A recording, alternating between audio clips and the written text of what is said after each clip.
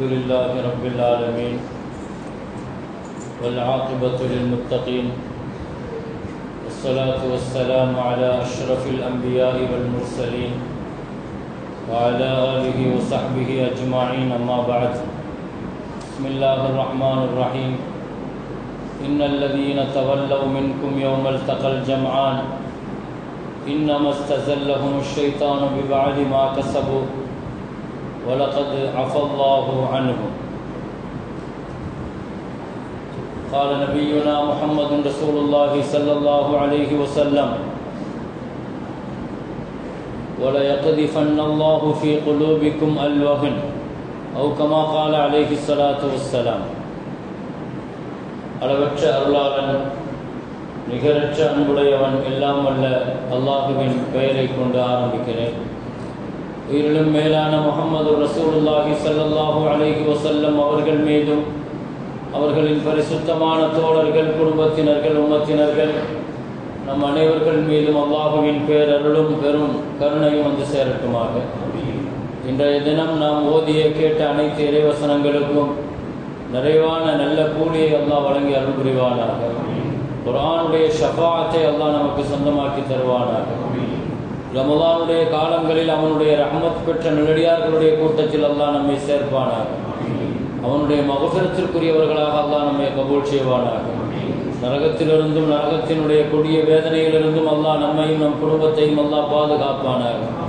உயர்ந்த ஜன்னத்துல் ஃபிர்தௌஸ் என்ற சொர்க்கபதியில் அல்லாஹ் நம்மையும் நம் குடும்பத்தையும் அல்லாஹ் கபூல் செய்வானாக. முஃமினீன்களே, இன்று ஓதப்பட்ட சூரா ஆல இம்ரான். இந்த ஆல இம்ரான் என்ற சூறாவிலே பல்வேறு நபிமார்களுடைய செய்திகள், நபிமார்களுடைய பாரம்பரியங்கள், நபி ஈசா அலைஹிஸ்ஸலாம், மரியம் அலைஹிஸ்ஸலாத்து வஸ்ஸலாம் போன்ற பாரம்பரியமான யஹ்யா, ஜக்கரியா அலைஹிஸ்ஸலாத்துடைய வரலாறுகள் எல்லாம் சொல்லப்படுகிற அந்த ஆல இம்ரானிலே அதனுடைய பிற்பகுதியில் நபிகள் நாயகம் ஸல்லல்லாஹு அலைஹி வஸல்லத்தினுடைய வாழ்க்கையில் நடைபெற்ற முக்கியமான யுத்த களங்களில் ஒன்றான உஹது யுத்தத்தை பற்றி அல்லாஹ் குறிப்பிடுகிறான். ஆல இம்ரானுடைய பிந்திய பகுதியை நீங்கள் படித்து பார்த்தால் தெரியும். உஹது போர்க்களங்களில் நடந்த பல்வேறு காட்சிகளை அல்லாஹு தஆலா தொடர்ந்து அல்லாஹ் பேசுகிறான் கடைசி வரை. சஹாபாக்களுடைய வாழ்க்கையில் நடந்த அழிக்க முடியாத கரை என்று சொல்லலாம். அப்படி ஒரு யுத்தம் தான் உஹது யுத்தம். வேறு எந்த யுத்தத்திலேயும் இப்படி ஒரு காட்சியை பார்க்க முடியாது. கிட்டத்தட்ட சஹாபாக்களுடைய வாழ்க்கையில் நடைபெற்ற ஒரு பெரும் தோல்வி, ஒரு மிகப்பெரிய இழப்பு என்று சொல்லலாம். அந்த உஹது யுத்தத்தை மையப்படுத்தி முஸ்லிம்களுக்கும் இப்படி சோதனைகள் வருமா? சஹாபாக்களுக்கு இவ்வளவு பெரிய சோதனைகள் வந்திருக்கிறது. அப்ப அந்த சோதனையான காலகட்டங்களை முஸ்லிம்கள் எப்படி கடக்கணும்? அந்த சோதனைகளில் முஸ்லிம்கள் எப்படி நடக்கணும்? அந்த சோதனைகள் எதனால், எந்த காரணத்தினால் வந்தது என்பதை ஆய்வு செய்யணும். இப்படி எல்லாம் அல்லாஹு தஆலா சஹாபிகளுடைய வாழ்க்கையில ஒரு பெரிய முசீபத்தை நடத்தி, ஒரு பெரிய சோதனையை நடத்தி, அந்த சோதனைகளின் வழியாக கியாமத் வரை வரக்கூடிய முஸ்லிம் சமுதாயத்திற்கு அல்லாஹ் ஒரு பாடம் கொடுக்கிறான். அந்த சோதனைகள்ல சஹாபாக்கள், இதுல பல்வேறு செய்திகள் அலசப்படுது. முதலாவது விஷயம், சஹாபிகளுக்கு இந்த தோல்வி வருவதற்கான காரணம் என்ன? உஹது யுத்தத்தில் மிகப்பெரிய தோல்வியை சஹாபாக்கள் சந்தித்தார்கள். அதே மாதிரி ஒரு யுத்த களத்தை வாழ்நாளில் அவங்க சந்திச்சதே கிடையாது. 70 சஹாபிகள் கொல்லப்பட்டார்கள், 70 சஹாபிகள் கைதியா பிடிக்கப்பட்டார்கள், 400க்கும் மேற்பட்ட சஹாபாக்கள் உடல் உறுப்புகளை இழந்தார்கள். போன பேர்கள் அத்தனை பேர், ஒரு 1000 பேர்கள் கிட்டத்தட்ட பெரும்பாலானவர்கள் பாதிக்கப்பட்டு இனி அவர்கள் அதிலிருந்து வெளியே வருவதே பல வருடங்கள் ஆகும் என்கின்ற அளவுக்கு ஒரு பெரிய நெருக்கடி. நான் முதல்ல தெளிவாக சொல்லிக்கிறேன், அல்லாஹ் முதல்ல தெளிவா வாக்கு கொடுத்தது வெற்றியை தான் அல்லாஹ் வாக்கு கொடுத்தான். நீங்க உஹதுக்கு போவீங்க, ஜெயிப்பீங்கன்னு அல்லாஹ் வாக்கு கொடுத்தான். ஆனா சஹாபாக்கள் அல்லாஹ்ட்ட கேட்டது அதுதான். அல்லாஹ் இப்படித்தானே எங்களுக்கு வாக்களித்து அனுப்பினான், வெற்றி கிடைக்கும் என்றுதானே. வலகத் ஸதககுமுல்லாஹு வஅதஹு, அல்லாஹ் உங்களுடைய வாக்குறுதியை நிறைவேற்றினான். உங்களுக்கு அல்லாஹ் முதல்ல வெற்றியை தான் தந்தான். ஆனா அந்த வெற்றி எப்படி தோல்வியாக மாறுச்சு? அந்த வெற்றி எப்படி மரணமாக மாறுச்சு? அந்த வெற்றி எப்படி இவ்வளவு இழப்புகளை கொண்டு வந்து உங்களுக்கு சேர்த்துச்சு? உங்கள்கிட்ட 4 விஷயங்கள் இந்த போர்க்களத்தில் நடந்துச்சுங்கிற அல்லாஹ் தஆலா. முஸ்லிம்களுக்கு எப்பொழுதெல்லாம் இந்த 4 விஷயம் நடக்குமோ அப்பொழுதெல்லாம் கியாமத் வரைக்கும் முஸ்லிம் சமுதாயம் தோற்கத்தான் செய்யும்.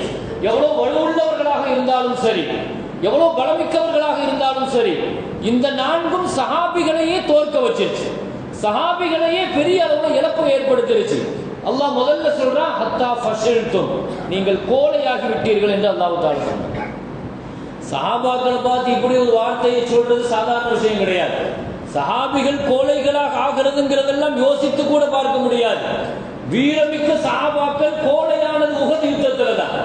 எதிரிகளை பார்த்து ஓடினார்கள், மரணத்தை பார்த்து ஓடினார்கள். ஹத்தா ஃபஷல்தும், ஓடுவது, போர்க்களத்திலிருந்து ஓடுவது என்பது அது பெரும்பாவங்கள்ல ஒண்ணு. 7 பெரும்பாவங்களை ஸல்லல்லாஹு அலைஹி வஸல்லம் சொன்னாங்க. வட்டி எப்படி பெரும்பாவமோ, ஷிர்க் எப்படி பெரும்பாவமோ, கொலை எப்படி பெரும்பாவமோ, ஒரு நல்ல பெண்ணை இட்டு கட்டுறது எப்படி பெரும்பாவமோ, இப்படி ஒரு 7 பாவங்களை சொன்னாங்க. சூனிய வைக்கிறது, கொலை செய்யறது, வட்டி, இந்த மாதிரி ஸல்லல்லாஹு அலைஹி வஸல்லம் சொல்லும் போது தவல்லா யௌமு ஸஹஃப்ங்கறாங்க. போர்க்களத்திலிருந்து புறமுதுகிட்டு எதிரிகளுக்கு பயந்து ஒரு முஸ்லிம் ஓடுவது அது பெரும்பாவங்கள்ல உள்ளது. அப்ப சஹாபிகளை பொறுத்த வரைக்கும் எப்பொழுதுமே அவர்கள் கோழையாக மாட்டார்கள். கோழைத்தனம் என்பது ஒரு மூமின் நிச்சயமாக கோழையாக இருக்கக்கூடாது. வாழ்க்கையில ஒரு மூமின்கிறது வீரத்தினுடைய அடையாளம். எனவே நபிகள் நாயகம் ஸல்லல்லாஹு அலைஹி வஸல்லத்தினுடைய காலகட்டத்தில் நபி ஹயாத்தா இருக்கும்போது, நபி இருக்கிற போர்க்களத்தில் சஹாபாக்கள் கோழையாக ஆனாங்கிறது ரொம்ப ஆச்சரியமான விஷயம். அல்லாஹ் போர்க்களத்திலிருந்து ஓடுறது பாவம் தான். ஆனால் இதே சூரா ஆல இம்ரான்ல 2 இடத்துல அல்லாஹ் இந்த ஆயத்தை சொல்லிட்டு கடைசியே சொல்லிடுவோம், வலகத் அஃபா அன்கும், நீங்க அப்படி செஞ்சிட்டீங்க, உங்களை அல்லாஹ் மன்னிச்சுட்டான்.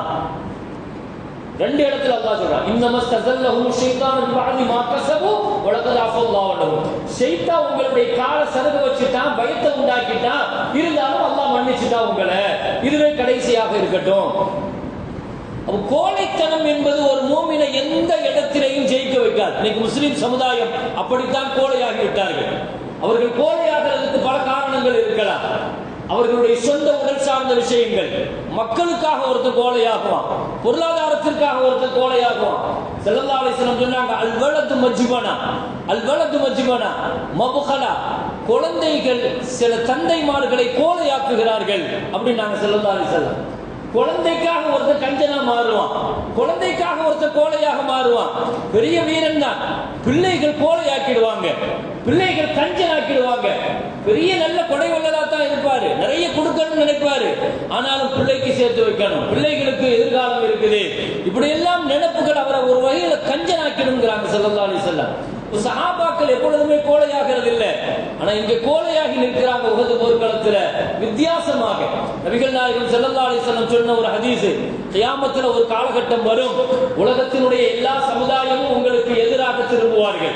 நீங்கள் யாரையெல்லாம் நம்புகிறீர்களோ, இவர் நம்மளை காப்பாற்றுவார், இவர் நம்முடன் இருப்பார், இவர் நமக்காக குரல் கொடுப்பார், இவர் நமக்காக எதையும் செய்வார் என்றெல்லாம் நீங்க யாரை நம்புறீங்களோ, அது யூதனாக இருக்கலாம், நஸ்ரானியாக இருக்கலாம், காஃபிராக இருக்கலாம், முஷ்ரிக்காக இருக்கலாம், முனாஃபிக்காக இருக்கலாம், ஆனா அவனெல்லாம் சேர்ந்து எல்லா சமுதாயமும் உங்களுக்கு எதிராக நிற்பாங்க, நீங்க மட்டும் தனியா நிற்பீங்க, உங்கள் தனித்து விடப்படுவீர்கள் நீங்கள். சஹாபாக்கள் கேட்டாங்க, அப்படி ஒரு காலம் வந்தா அந்த காலகட்டத்தில் நாங்க மின்கில்லா, நாங்க ரொம்ப கம்மியா இருப்போமா, மைனாரிட்டியா இருப்போமா அப்படின்னு கேட்கிறாங்க. ரொம்ப குறைவா இருப்போமோ, அதனால தான் எங்களை யாரும் சீத மாட்டுக்காங்களோ, எங்களை யாரும் கண்டுகொள்ளாம இருப்பாங்களோன்னு கேட்டாங்க. பல் அந்தும் கதீர், இல்ல இல்ல, அந்த காலகட்டத்தில் நீங்க ரொம்ப அதிகமா இருப்பீங்க, மைனாரிட்டியாக இருந்தாலும் கூட அங்கேயும் நீங்க தான் அதிகமா இருப்பீங்க. இந்தியாவில் நம்ம மைனாரிட்டி சமூகம் சொல்றோம், ஆனா கிட்டத்தட்ட இந்தியாவில் நம்ம 20-25 கோடி பேர்கள் இருக்கிறோம். 25 கோடிங்கிறது மைனாரிட்டியா? அப்ப மைனாரிட்டி மெஜாரிட்டிங்கிறது எதை வச்சு முடிவு செய்யப்படுது? இன்னைக்கு உலகத்தில் யூதர்கள் மைனாரிட்டியா மெஜாரிட்டியா? இப்படி மைனாரிட்டி மெஜாரிட்டி என்பது அவர்கள் ஏற்படுத்திக் கொள்கிற, அவர்கள் தங்களுக்கு உருவாக்கிக் கொள்கிற கல்வி, பொருளாதாரம், அரசியல், ஆளுமை, இந்த கட்டமைப்பை பொறுத்து முடிவு செய்யப்படுது. அப்ப அன்னைக்கு நாங்க ரொம்ப கம்மியா இருப்போமான்னு கேட்கிறாங்க. இல்ல, நீங்க அதிகமா இருப்பீங்க, ரொம்ப அதிகமா இருப்பீங்க மக்கள் தொகையில. உலகத்துல 4 பேர்ல ஒரு ஆள் முஸ்லீம் இருக்கிறோம். இன்னைக்கு 60-70 நாடுகளை வச்சிருக்கிறோம் கையில.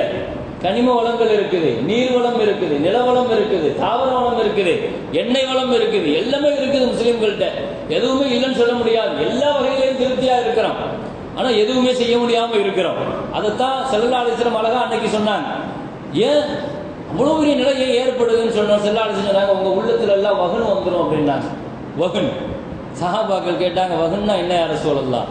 செல்லாளுங்க கோழித்தனம் வந்துடும். உங்க உள்ளங்கள் எல்லாம் கோழித்தனமாகி போயிடும்.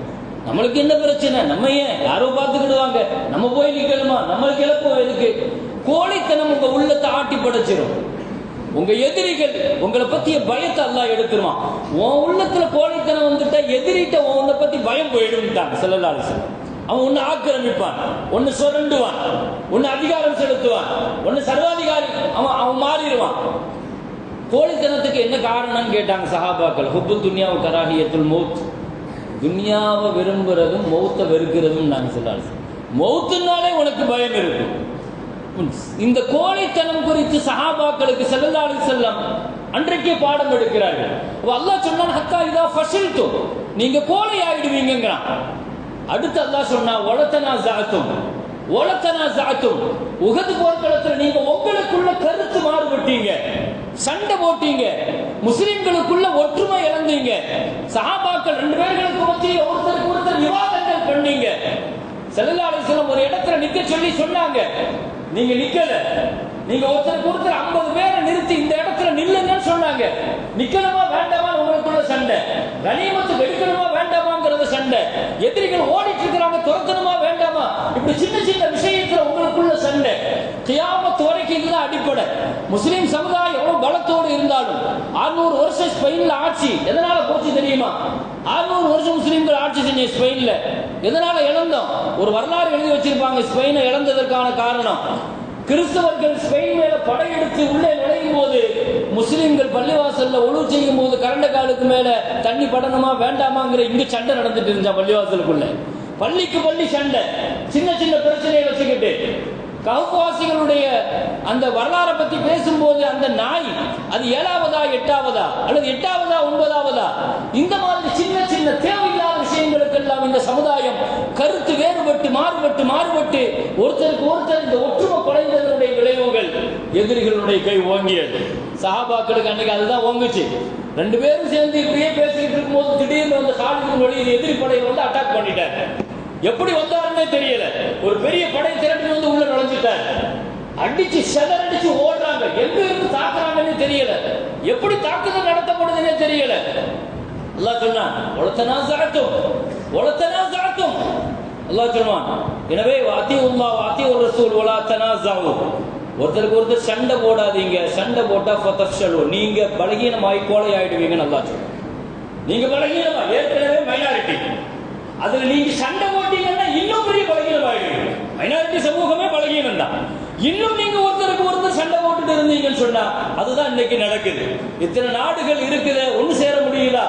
ஒரு 3 நாடு இஸ்லாமிய நாடுகள் ஒண்ணு சேர்ந்துச்சுன்னு வைங்க, 50 நாடு சேர்ந்து இதை பிரிக்கிறதுக்கு முயற்சி பண்ணுவோம்.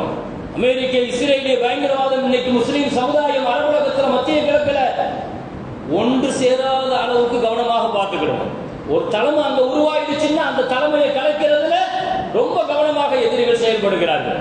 எனவே முஸ்லிம் சமுதாயம் இதை தாண்டி வெற்றி பெறுகிற ஒரு காலம் ஒற்றுமையோடு யாரு இந்த சமுதாயத்தை ஒருங்கிணைக்க தெரிஞ்சிருக்கிறாங்களோ, நாடுகளை ஒருங்கிணைக்க தெரிஞ்சிருக்கிறாங்களோ, அந்த யுக்தி யாருக்கு தெரியும்னா மஹ்தி அலைஹிஸ்ஸலாத்துக்கு தெரியும்ங்கிறாங்க ஸல்லல்லாஹு அலைஹி வஸல்லம். பின்னால் ஒரு காலகட்ட மஹ்தி வருவாரு, அவருக்கு தெரியும் எல்லா நாடுகளையும் எப்படி ஒன்றிணைக்கணும், அவர் தான் ஒன்றிணைப்பார். அப்ப அதுவரைக்கும் முஸ்லிம் சமுதாயம் பலகீனமாக இருக்கும், கோழைத்தனமாக இருக்கும். அடுத்து அல்லாஹ் சொன்னான், வஅஸைது மின் பஅதி மா அராக்கும் மா துஹிப்பூன், உங்க நபி சொன்ன சுன்னத்தை நீங்க மாறு செய்யலாமா? சஹாபாக்கள் ரசூலுல்லாஹ்வுடைய ஒரு உத்தரவை மீறினது அந்த இடத்துல மட்டும்தான். ஏதோ ஷைத்தானுடைய செயலால நடந்து போச்சுட்டான், அது தப்பு இல்லைன்னு சொல்ல முடியாது, அது ஷைத்தானுடைய செயல் தான்ங்கிறது அல்லாஹ் தெளிவா சொல்றான். நீங்க அப்படி செஞ்சிட்டீங்க, செஞ்சிருக்க கூடாது, அல்லாஹ் மன்னிச்சுட்டான். எனவே மன்னிச்சதற்கு பின்னால சஹாபிகளை நம்ம விமர்சிக்கிறதுக்கு ஒண்ணும் கிடையாது, சஹாபிகள் அந்த இடத்துல பேசுறதுக்கு ஒண்ணும் இல்லை. ஆனாலும் படிப்புன்னு இருக்குது. அசைத்தும் ஒரு 50 பேரை கை காட்டி இந்த இடத்துல நில்லுங்கன்னு சொல்லிட்டு போனாங்க ஸல்லல்லாஹு அலைஹி வஸல்லம். ஏன்னா எதிரிகள் இந்த வழியா வந்து தாக்குதல் நடத்தலாம், நாங்க இங்க போர் செஞ்சுட்டு இருக்கிறோம், நீங்க 50 பேரும் என்ன நடந்தாலும் இந்த இடத்தை விட்டு இறங்கக்கூடாது சொல்லிட்டு போனாங்க. அதுல பாதி பேர் இறங்கினாங்க. ரசூலுல்லாஹி சொல் மீறப்பட்டுச்சு. மின்கும் யுரீது துன்யா, கனிமத் பொருட்களை எடுக்கிறதுக்கு நீங்க துன்யாவை நாடி ஓடுனீங்க. இது உங்களுடைய 4வது தவறு. கனிமத் பொருளை பொறுக்கிறதுக்காக ஓடுறீங்க. இந்த 4 தவறுகள் தான் உங்களுடைய தோல்விக்கான காரணம் என்பதை உஹதின் வழியாக சஹாபிகளுக்கு அல்லாஹ் பாடம் எடுத்தான். கண்ணியமிக்க மேலான பெருமக்களே, இந்த 4 குணங்களும் முஸ்லிம் சமுதாயத்தில் எந்த காலகட்டத்தில் எந்த சூழ்நிலையில் ஏற்பட்டாலும் அது முஸ்லிம்களுக்கான வீழ்ச்சியையும் மிகப்பெரிய இழப்புகளையும் ஏற்படுத்தி தரும் என்பது உஹது தருகிற பெரிய பாடம். அப்படிப்பட்ட 4 விஷயங்களிலிருந்து அல்லாஹ் இந்த உம்மத்தை பாதுகாப்பானாக. வாஹிரு தஅவானா அல்ஹம்துலில்லாஹி ரப்பில் ஆலமீன்.